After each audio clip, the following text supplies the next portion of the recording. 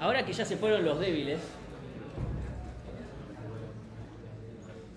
yo sé que esta clase es como es un montón. Yo sé que esta clase es un montón. Ya sé que acabo de decir cosas que tal vez en discreta en su momento es como que era un mes de clases lo que acabo de dar en 20 minutos, ¿no? Yo sé que es un montón.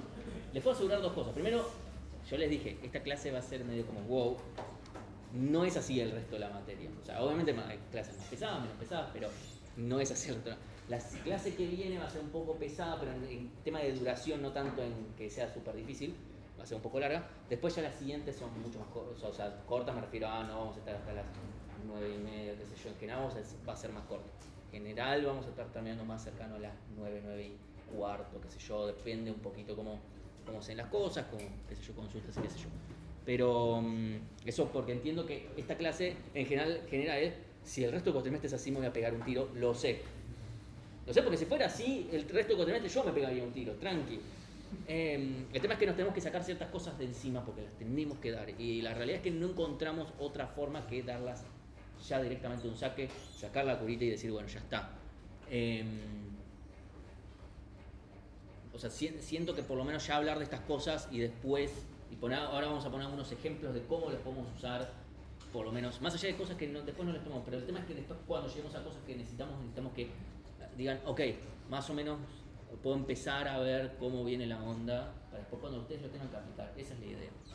No es la idea que ustedes, ahora les digo, bueno, ahora todo lo que acabamos de ver ustedes obviamente ya se lo saben perfecto, para nada, ¿sí? Que quede claro eso.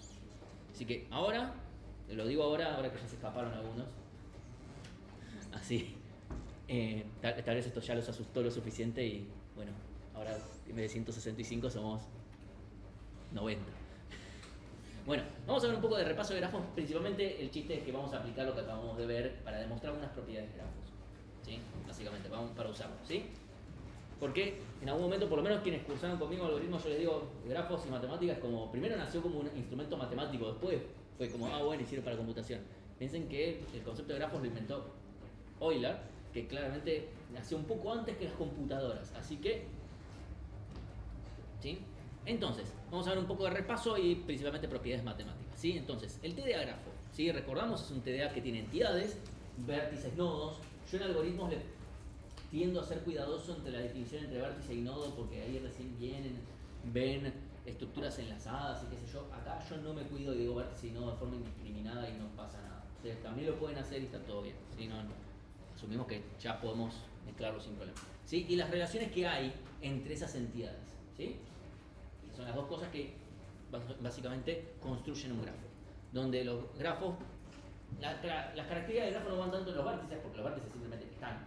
El tema es las entidades, ¿sí? Las aristas, cómo son. Es decir, el grafo puede ser pesado o no pesado, es decir, si esas aristas tienen algún tipo de ponderación, ¿sí?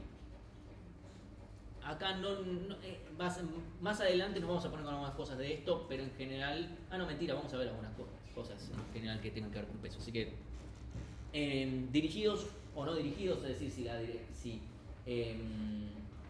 si la relación es direccionada o si es bidireccional, es decir, si A se relaciona con B, necesariamente B se relaciona con A, es una forma de decirlo, ¿sí? O no, o sea, puede pasar que ambos, pero son relaciones completamente distintas. Caso así simple, Facebook como red social, nodos son los usuarios, aristas cómo se relacionan. Facebook es no dirigido, ¿sí? Instagram, por ejemplo, dirigido, ¿sí? Yo puedo seguir a una persona, esa persona puede no seguir, ¿sí? Con bucles o sin bucles, ¿sí? Eso puede ser una característica que nos puede importar o no. Podemos decir que este no lo tiene y eso ya nos permite simplificar algunas cosas o no, ¿sí? Simples o compuestos, en esta materia no nos vamos a tener que mezclar, salvo una vez que vamos a mencionar una cosa de compuestos, pero va a ser muy particular. Siempre vamos a asumir que los grafos son simples, es decir, que no se repiten las relaciones. Es decir, si A se relaciona con B, no hay otra relación A con B, múltiples aristas, por lo menos en el dirigido puede haber en un sentido y en el contrario, pero no van a pasar en el mismo sentido múltiples veces. ¿Se me murió la batería? No, todavía tengo, creo. No, sí, todavía tengo. Ok. Está. Ok, sí, ejemplo, podemos tener redes de transporte, por ejemplo, de aeropuertos, relaciones de personas, etcétera, ¿sí? Formas de recorrer un grafo, ya lo vimos. BFS, DFS y más adelante tal vez mencionemos Random Walks, ¿sí? BFS recordamos es en ancho, DFS en profundidad, ¿sí?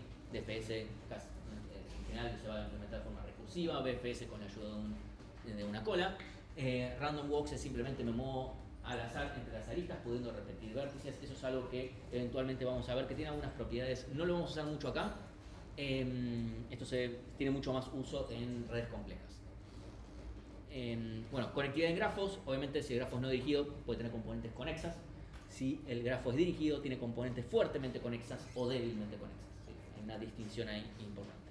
Obviamente para obtener si las componentes fuertemente conexas deben haber visto en sus respectivos cursos de algoritmos, ya sea el algoritmo Tarjan o el de Kozarahu. Uno habrá visto uno, otros habrán visto. Si nos vieron, los cagaron, bueno, no se vayan a quejarse. Tema contenido mínimo de la materia.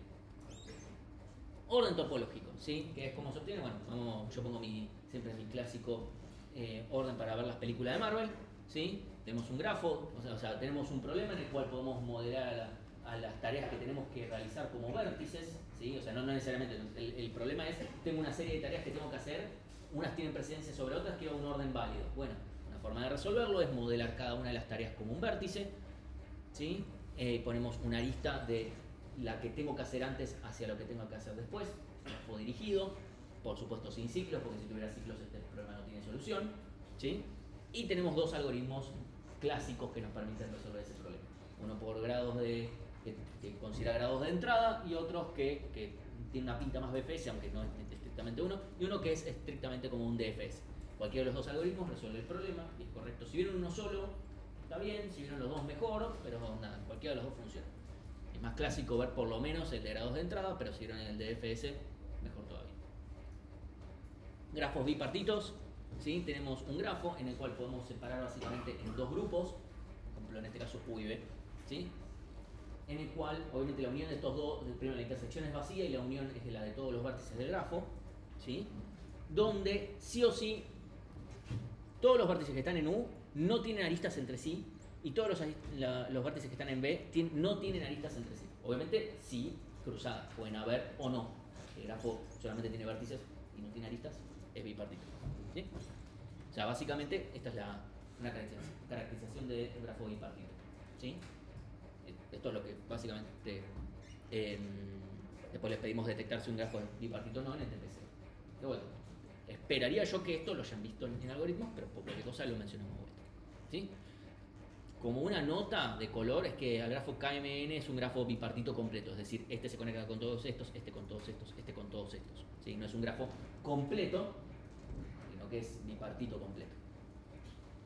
MN significa que en esta componente tenemos M y en esta M, ¿sí? Es eso, nada más. ¿Por qué mencionamos este tipo de grafos? Porque para algunas cosas lo vamos a utilizar y después vamos a ver problemas que son semejantes a esto y cosas por el estilo, ¿sí?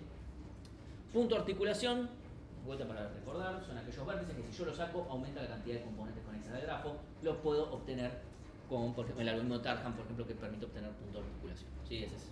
No, creo que no hay otro así lineal sencillo. Tema de distancia, ¿cómo podemos obtener la distancia de un vértice hacia otro? Bueno, lo charlamos antes, podemos ver BFS, algoritmo Dijkstra, Bellman-Ford y ahora tenemos el algoritmo Duan, así que tenemos otro más para meter en la galería, ¿sí? Todos esos algoritmos los vamos a ir caracterizando como qué técnica de algoritmos en realidad eran, ¿sí? En las sucesivas clases que nos toquen. Por eso también los mencionamos acá, no es que simplemente les estoy tomando examen o algo por el estilo, es porque esto lo vamos a usar, necesito que recuerden esos algoritmos y para que después los podamos caracterizar y todo lo demás, ¿sí? Árboles de tendido mínimo, ¿sí? Recordamos que tenemos un grafo no dirigido. A veces me pasa que tiene un grafo dirigido y tiene un árbol de tendido mínimo y yo digo, ¿qué? ¿Sí? Un árbol de tendido mínimo es un árbol recubridor, digamos, de un grafo no dirigido original, que es conexo, ¿sí? De todos los posibles árboles recubridores es aquel cuya suma de aristas es mínima, ¿sí? Tenemos los algoritmos de Prim y Kruskal principalmente para obtener. Tal vez en algún curso viene el algoritmo Prim con otro nombre porque no tiene un nombre también de un checo, pero en general ya está estandarizado hace muchos años que se usa el nombre de Prim. Básicamente fue el que lo patentó antes y le dijo jodete al otro. Nada más.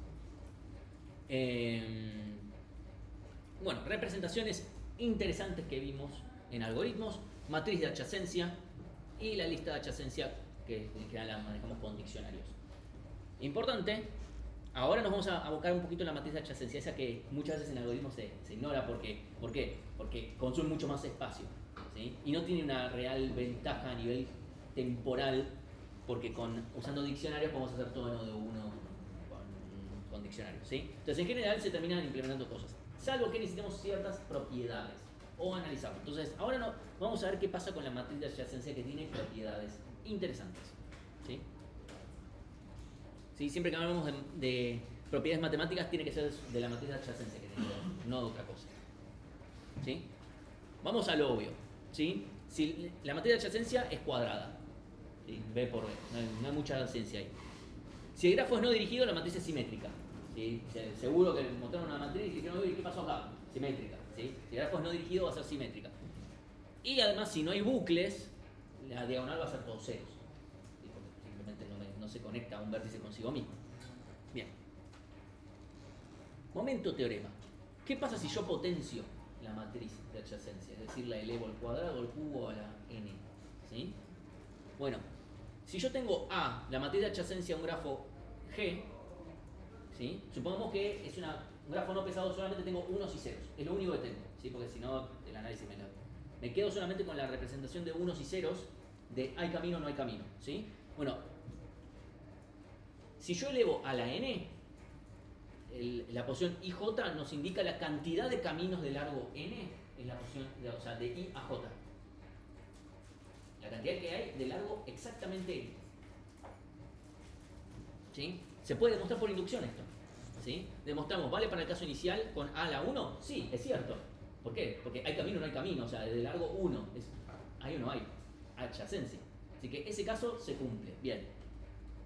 Si vale para un A a la n, ¿vale para un A a la n más 1? Esto es lo que deberíamos demostrar. Es si vale, entonces vale para este. Bueno, eso se puede hacer. Voy a tratar de no quemarles demasiado el bocho. O sea, a priori, créanme, si alguien lo quiere leer un poquito más, está acá toda la demostración de cómo se llega a que sí es cierto, ¿sí? Esta es creo que la demostración más pesada que tenemos en lo que queda de la clase y no los quiero quemar en la cabeza. O sea, lo que sucede es que sí es cierto, ¿sí? Y acá está explicado, así que si alguien lo quiere repasar después, lo puede ver, especialmente por si quiere ver un ejemplo más de inducción, ¿sí? No es el único que vamos a tener, así que no lo quiero tampoco quemar por demás. Si lo quieren mucho, lo podemos ver o lo podemos ver después. Si al resto los liberamos. Ok. Es una matriz cuadrada, es una matriz, por lo tanto tiene autovectores y autovalores, ¿sí? Podemos hacer una descomposición por valores singulares, eso que espero que sigan viendo en álgebra de vuelta, porque eso sería se usa mucho, se usa en redes complejas, se usa en ciencia de datos. Entonces, autovectores y autovalores de la matriz de adyacencia nos permiten obtener, por ejemplo, una medida de la centralidad de los nodos. Existe una centralidad, lo que se llama centralidad es la importancia de un vértice dentro de una red, ¿sí? Hay distintas formas de medir la centralidad. Una tiene que ver con las distancias que hay entre vértices, otra que tiene que ver con cuántos caminos mínimos pasan por cada uno de los vértices. Bueno, hay otra que es centralidad de autovalores y autovectores, ¿sí? En función de qué tan grande es la magnitud de un valor en el autovector, o sea, en los distintos autovectores, bueno, mayor la importancia de esto, ¿sí? Y también nos permite clusterizar, o sea, obtener comunidades, ¿sí? Se puede hacer un análisis espectral de la matriz de adyacencia y con eso se puede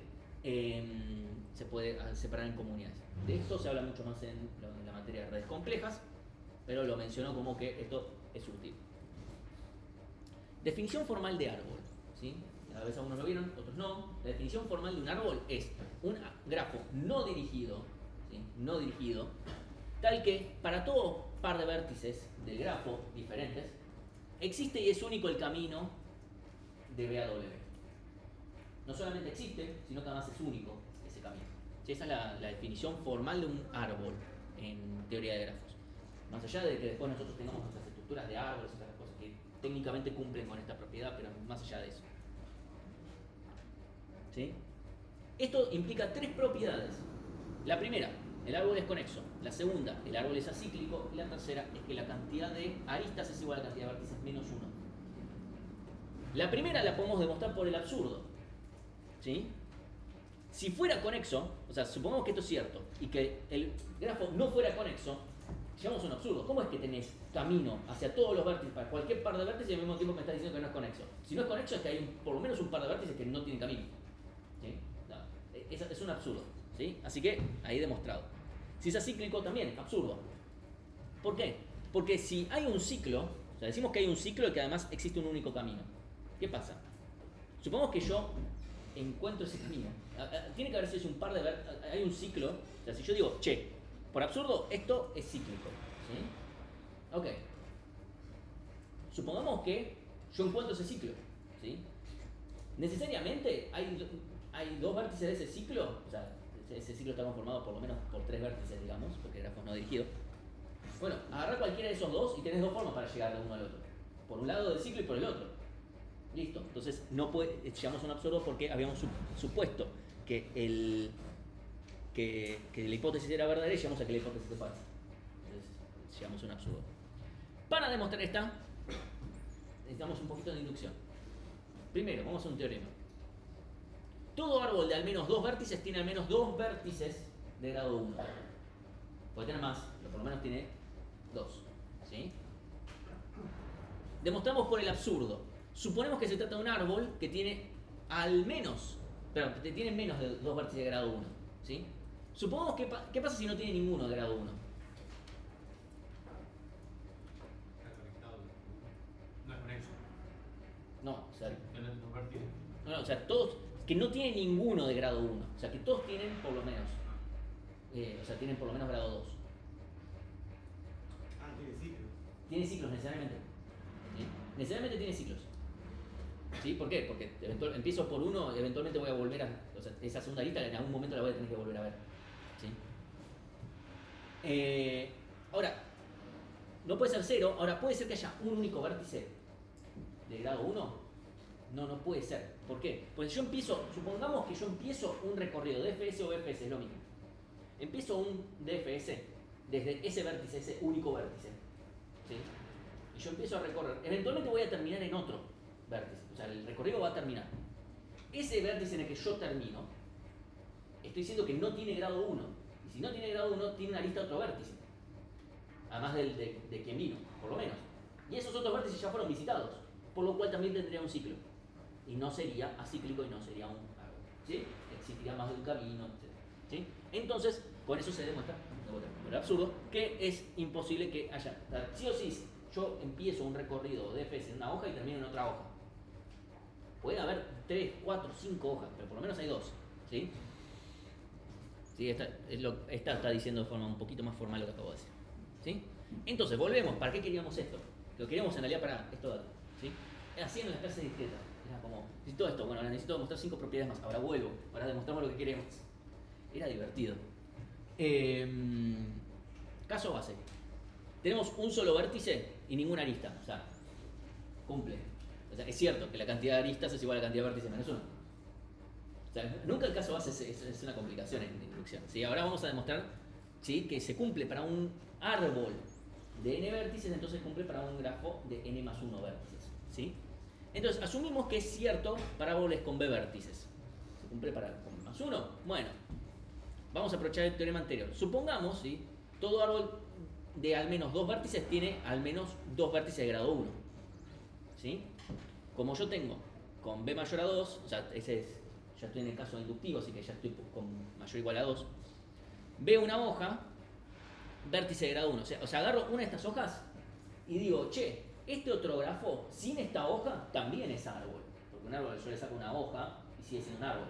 ¿Sí? Bueno, entonces ahí tengo construido que mi grafo, ahora le vuelvo a meter este vértice y sigue siendo. Porque, o sea, yo meterle una hoja nueva no genera un ciclo, definitivamente. No genera que no sea conexo, por supuesto. ¿Sí? Y lo único que hice fue agregué un vértice y una arista. ¿Sí? Entonces, si se cumplía para el grafo anterior que cumple la propiedad, se tiene que cumplir ahora, que agregue un vértice y una arista. ¿Sí? Bueno, entonces, este T menos B cumple la hipótesis y tiene B menos 2 aristas, porque cumple la propiedad. ¿Sí? Y nuestro árbol original tiene un vértice y una arista más, por ende tiene B menos 1. Cumple la hipótesis. Luego, esta es una forma medio rara de hacer las cosas, es partir por uno y sacarle, pero es lo mismo. ¿Sí? Algunos detalles más de árboles es que el árbol es conexo, es acíclico y esto, si un grafo cumple dos de estas tres propiedades, cumple la tercera y es árbol. ¿Sí? Entonces cumple todo en cadena. Y podemos demostrar estas tres cosas. Si G es conexo y es acíclico, entonces G es acíclico y B-1. Se puede demostrar, ok, dado esto, se cumple esto. Dado esto, se cumple esto. Y dado esto, se cumple esto. Si es 1 implica 2, 2 implica 3, 3 implica 1. Pues tenemos todo acá. Por ejemplo, vamos a hacer una sola, el resto las dejamos, ¿sí? 1 implica 2. G es conexo y acíclico, entonces es acíclico y la cantidad de vértices es menos 1. Es B menos 1, ¿sí? Obviamente G es acíclico por hipótesis, esa se cancela. Es como... Sí, ya sé que es acíclico, lo dijiste del otro lado. A es par, entonces es par. Ahora vamos a ver que entonces B menos 1 es lo demostrado antes, ¿sí? Porque es lo que hicimos. Si G es conexo y acíclico, entonces... perdón, por inducción, ¿sí? Vamos a dejarlo igual. Paso inductivo... No, me fui para atrás. Y acá tenemos la otra, ¿sí? Esta es un poquito más divertida, que 2 implica 3. Por ejemplo, G es acíclico y la cantidad de vértices es B-1 y G es conexo y la cantidad de vértices, la cantidad de aristas es B-1, ¿sí? Obviamente están M igual a B-1, eso es por hipótesis. Vamos a ver que entonces con estas dos cosas G es conexo, ¿sí? Vemos que es conexo por método directo, ¿sí? Veamos cuántas K componentes conexas tenemos. Tenemos que llegar a que K termina siendo 1. Si lo vamos a contar, ¿sí? Cada componente conexa es acíclica, por hipótesis. Si todo el grafo es acíclico, cada componente conexa es acíclica, necesariamente, ¿sí? Entonces, cada componente además es conexa, ¿sí? Por definición, entonces, o sea, acabamos de probar lo anterior, 1 implica 2. La cantidad de aristas que tiene esa componente conexa es la cantidad de vértices que tiene esa componente conexa menos 1, ¿sí? Pues esa componente conexa, por lo menos ya sabemos, esto de acá ya es conexo, ya es acíclico, necesariamente tiene que cumplir esta parte de acá, ¿sí? Ok. Entonces, la cantidad total de aristas que tiene el grafo es la cantidad de aristas que tiene cada una de las componentes conexas. Entonces, es igual a la cantidad de... O sea, es esto de acá, ¿sí? Esto de acá termina siendo B menos K. ¿Por qué? Porque tenemos... al final veo todas las componentes conexas, son todos los vértices. Lo sumo total. Y voy a sumar, voy a restar un 1 K veces. B menos K. Necesariamente, por hipótesis, es igual a B menos 1, K tiene que valer 1. Así demostramos entonces que necesariamente la cantidad de componentes conexas es 1 y el grafo es conexo, ¿sí? Podemos hacer lo mismo para el otro caso. De vuelta vamos a llegar a que la cantidad de ciclos termina siendo 0. Ok, vamos a pasar a otros casos. Ya estamos llegando al final, ¿sí? Para dejarlos tranquilos. De vuelta, ya sé que esto es En todo grafo no dirigido, la cantidad de vértices de grado impar es par. Como ver.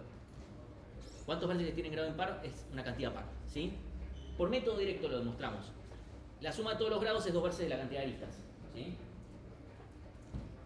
Si sumo la cantidad de grados que tiene el vértice es la suma de los que tienen impar más la suma que tienen par. Y esto necesariamente es igual a 2 veces la cantidad de aristas. Bien, esto es par. 2 por número, par. Sumo un montón de cosas pares, o sea, sumo los grados pares, y eso es una sumatoria de valores pares, eso es par, ¿sí? Por lo tanto, y lo único que me va a dar x más par igual par, tiene que ser par. Par, ¿sí? Entonces, necesariamente esto es par, y esto solamente se da si la cantidad de cosas que estoy sumando es una cantidad par, ¿sí? La única forma que tengo, ¿sí? Y bueno, podemos tener a Lema haciendo un handshake. Increíble los jugadores que juegan en Boca. Ok, un grafo es bipartito, sí y solo sí, no tiene ciclos impares. Posible que se los hayan mencionado en algoritmos y que no les hayan dicho por qué. Yo particularmente les digo, ya se los voy a decir, lo vamos a demostrar, ¿sí? Si es un grafo bipartito, entonces no tiene ciclos no tiene ciclos impares. Impares me refiero de cantidad de vértices impar. Método directo, ¿sí? Si el grafo es bipartito, cualquier camino que vaya, o sea, pensémoslo así. Supóngase que yo tengo en efecto un ciclo. Si no tengo un ciclo no me importa. Pero yo tengo un ciclo. Si yo tengo un ciclo, empezó en una componente y terminó en la misma. Porque tiene que haber empezado y terminado en el mismo vértice. Y por cómo es un grafo bipartito, yo tengo que ir y volver, ir y volver, ir y volver. La única forma de haber vuelto al mismo es haber hecho 1, 2, 1, 2, 1, 2, ok. Tuve que haber hecho una cantidad par de intercambios de una componente a la otra. Entonces la cantidad de aristas, o sea, va a tener que ser par. ¿Sí? Es eso. ¿Sí? Así que, si en efecto yo tengo un grafo que es bipartito, no puede tener ciclos impares. ¿Sí? Eso ya está. Ahora también sucede lo contrario. Esto no es es un sí solo sí. Es decir, no solamente vale para un lado, vale también para el otro. ¿Por qué estamos mencionando este tipo de cosas? Es porque más adelante vamos a tener que hacer demostraciones de este estilo, donde tenemos un sí solo sí. Demostrar un sí solo sí implica demostrar para un lado y demostrar para el otro. Porque demostrar para un lado solamente, ok, demostraste para un lado, para el otro qué. Sí, nosotros necesitamos demostrar un sí solo sí. Así que ahora vamos a demostrar que si un grafo solamente tiene ciclos de longitud par, entonces es un grafo bipartito. O dicho de manera, si no tiene, no tiene ciclos de longitud impar. ¿Sí? Y también vamos a hacerlo por método directo. Supónganse que hago un algoritmo que básicamente me detecta si un grafo es bipartito. No, o sea, empiezo, digo, este es rojo, los adyacentes son azules, etc. ¿Sí? Si en efecto tengo todos mis ciclos de longitud par, nunca me va a pasar que uno rojo tenga como adyacente a uno rojo. ¿Sí? Porque son todos los ciclos que... O sea, una vez que yo vea a un vértice ya visitado previamente, necesariamente voy a ver a uno que sea azul. Es imposible que yo vea uno rojo. ¿Por qué? Porque están siempre intercalados, uno, otro, uno y otro. Porque son pares. Porque dijimos que los ciclos son de longitud par, es mi hipótesis. ¿Sí? Si yo digo, bueno, ¿y qué pasa si aparece uno rojo? No, no puede pasar, hipótesis. ¿Sí? Eso es lo que me salva. No tengo que poner ifs en mi demostración. ¿Sí? Bueno, como no me puedo encontrar nunca con uno del mismo color, ya está, queda demostrado que necesariamente es bipartito, porque nunca me va a pasar que voy a tener uno de mi mismo grupo. ¿Sí? Porque es básicamente el mismo algoritmo. ¿Sí? Ahí está escrito de la misma, con alguna cosa un poquito más. Obviamente esto lo podemos analizar desde todos los vértices, iniciando desde todos, y vamos a llegar a la misma conclusión. Ok. Grafo completo. Grafo completo es un grafo donde todos los vértices se ven con todos. ¿Sí? Tienen adyacente a todos. ¿Sí? No hay mucho más para decir. ¿Sí? Tenemos KN, por ejemplo, es el grafo completo de Nevers. ¿Sí? Cliques es un subgrafo completo. Es decir, dentro de un grafo, que puede ser muy grande o lo que fuere, podemos agarrar un subgrafo, es decir, quedarnos con alguno de los vértices, cómo se unen entre sí y que ese grafo, por ejemplo, sea completo. Simplemente, o sea, eso puede ser un subgrafo. Bueno, ese subgrafo, si es completo, se llama clique. Puede ser un clique de tamaño 5, o sea, es decir, tengo un pentagrama básicamente. Tamaño 4, tamaño 10, lo que sea. Tengo ahí vértices dando vueltas, a esto lo veo, me quedo solamente con esto, cómo se unían en el grafo original entre sí. Eso es un subgrafo. Si es completo, es un clique. Obviamente un grafo completo además tiene un clique de todos los tamaños más chicos posibles. O sea, un grafo completo de 10 vértices tiene un 9 clique o un 7 clique. O puedes agarrar cualquier subconjunto de 7 vértices, también se unían entre sí todos juntos. Así que completo también. ¿Sí? Un 3 clique implica un subgrafo completo de 3 vértices y así. Grafos regulares. Tenemos un grafo en el que todos los vértices tienen grado D. Detalle de este grafo es que D es el valor del autovalor más grande del grafo y el autovector unitario, perdón, el vector unitario es autovector de este bicho. Detalles. Bien, lo había puesto. Bueno, un grafo completo obviamente es un grafo regular. Todo grafo K regular es un grafo 2K más 1 vértices, tiene un ciclo hamiltoniano. ¿Qué será un ciclo hamiltoniano, no? Lo vamos a ver más tarde. Hubo otro momento en el que esto no lo poníamos en la primera clase, después dijimos, che, vamos a mencionar algunos problemas clásicos que vamos a ver. Grafos hamiltonianos y eulerianos.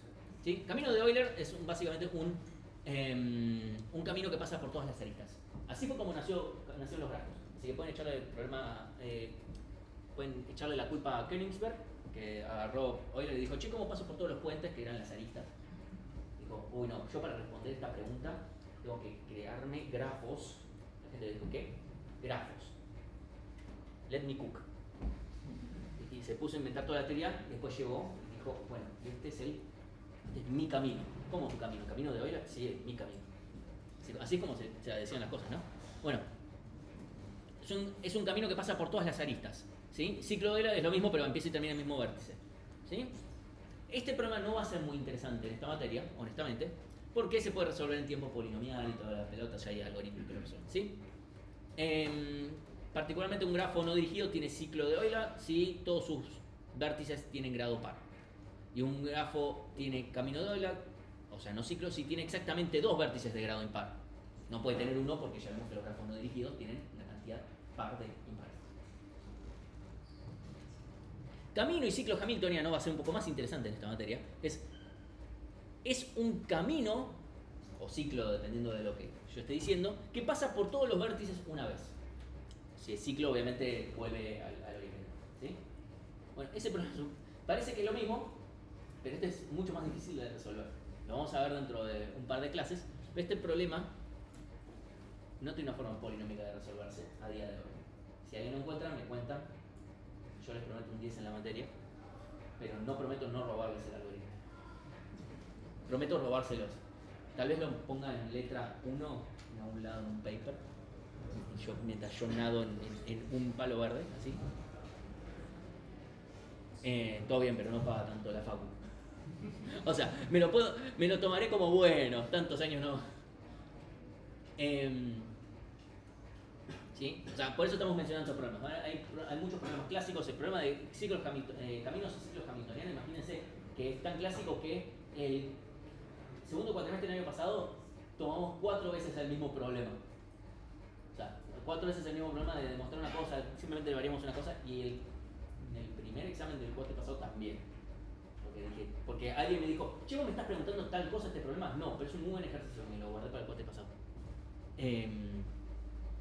Así que ustedes síganme tirándome ideas de lo que creen que les estoy tomando, así yo me invento nuevos enunciados. O sea, isomorfismos en grafos es básicamente, tengo dos grafos, are they the same grafo? ¿Sí? O sea, por ejemplo, tenemos estos dos, ¿sí? Y estos dos son en realidad el mismo grafo, solamente que están dibujados diferentes. ¿Sí? O sea, existe un mapeo de los vértices de acá a acá y que en realidad terminan estando unidos a los mismos vértices. O sea, fíjense que si yo A lo transformo en 1, a G lo transformo en 5, etc., en realidad es el mismo grafo. Les dejo un ratito, lo pueden ver. Bueno, este problema también es difícil. Estos dos de acá también son el mismo grafo en realidad. Si ustedes se ponen a redibujarlo, van a ver que cumpliendo las mismas adyacencias, por supuesto. ¿Sí? De este también de estos problemas que son un poco más complicados, acá los menciono porque para ir tirando puntas, esta materia es 90% foreshadowing. Ustedes no lo saben, pero el TP0 también tiene foreshadowing. Obviamente a división y conquista, pero hay algunos que no son tan obvios. Y vamos a ver, más o menos dentro de varias semanas van a decir, ¿vieron eso que hicieron en el TP0? Esto. ¿Sí? Y bueno, acá también no, acá vamos a estar hablando de problemas. ¿Sí? Bueno, G y H son dos isomorfismos si existe una matriz de permutación P tal que, o sea, si A y B son las matrices de adyacencia, que B es igual a P por A por P a la menos 1, o sea, la inversa de P. ¿Sí? Esas cosas que vienen en álgebra, donde de repente P, Q, no sé qué, inversa de no sé qué, corcho y la transpuesta, bueno, acá esas cosas se usan. ¿Sí? Y ahora ustedes se pueden preguntar, ¿qué? Ok. No me tomaron ningún examen, pero me rompieron el ojete. Ok. Pasaron un montón de cosas, ¿sí? Vimos muchas demostraciones de propiedades, grafos, cosas así, etc. ¿Sí? Y más allá de algunas de estas cosas, las vamos a ir usando, ¿sí? Y de vuelta, el chiste no es ok, ahora les tiré un montón de cosas. Ustedes las agarraron palabras, inducción, método, inducción por método de grafo y grados. Y así, es como, bueno, está bien, no importa. Eso tiene que asentarse y está todo bien, tranqui. De vuelta, les repito, no van a ser el resto de las clases así. Esto es la más fuerte en matemáticas, salvo por un tema que es matemática pura. Pero esta va a ser definitivamente la clase más pesada para mí. Las otras pueden ser temas más complicados o lo que fuere, pero tienes así, ¿sí? Y es importante porque acá tenemos un procedimiento lógico, ¿sí? No pueden después decir, se me reveló en un sueño como demostración, Porque nos pasa que de repente les tomamos un enunciado y un ejercicio es, o sea, hay un tema que es sobre demostración, o sea, ese es el tema. Es demostrar, por ejemplo, que un problema es más difícil que otro y qué sé yo. Y la demostración es, como lo pude enunciar, es correcto. ¿Cómo si lo pude enunciar es correcto? Yo puedo enunciar un montón de cosas. Martín mide 1,85 m. No lo hace cierto. Me encantaría que funcionara así la realidad, pero no es así como funciona. Fíjense que además fui conservador y dije 1,85 m, podría haber ido más alto. También pude haber ido 1,80 m, pero ya dije, si ya estoy tirando, tiro. ¿Sí? O sea, eso no va a ser como correcto. Y si lo estoy mencionando acá es porque pasó. ¿Sí? Y pasó. Siempre hay uno por cuatrimestre por lo menos. ¿Sí? El cuatrimestre pasó también pasó. Bueno, pero han habido cuatrimestres donde de repente un 30% tiró un bueno. Así como lo escribí está bien. ¿Cómo así como lo escribí está bien? ¿Por qué? O sea, la siguiente pregunta mía es ¿por qué? Y esa pregunta nunca se responde y por lo tanto no está demostrado. O sea, demostrar es que no haya ningún porqué. ¿Sí? Así que bueno, ¿van a ser todas las clases así? No, no así, pero de vuelta, hay clases que implican demostraciones y cosas que no, entonces tenemos que dar las herramientas de entrada. Ya sé que ahora, que yo se las haya mostrado así nomás no significa, listo, ya está, ya sabemos demostrar, no. Pero cuando las necesitemos, vamos a poder decir, ¿se acuerdan de inducción? Bueno, volvemos a repasar, volvemos a aplicar esta lógica. ¿Sí? ¿Se acuerdan del método directo? Bueno, volvemos a aplicar esta lógica. Así cuando ustedes se pongan en un ejercicio, digan, ok, lo vi en distintos momentos, empiezo a intentar aplicarlo, o les surgen dudas, lo que importe. ¿Sí? Y con eso estamos. ¿Sí? Ok. Con eso terminamos por la clase de hoy. Fíjense que ni siquiera es tan tarde. Pudo haber sido peor. Así que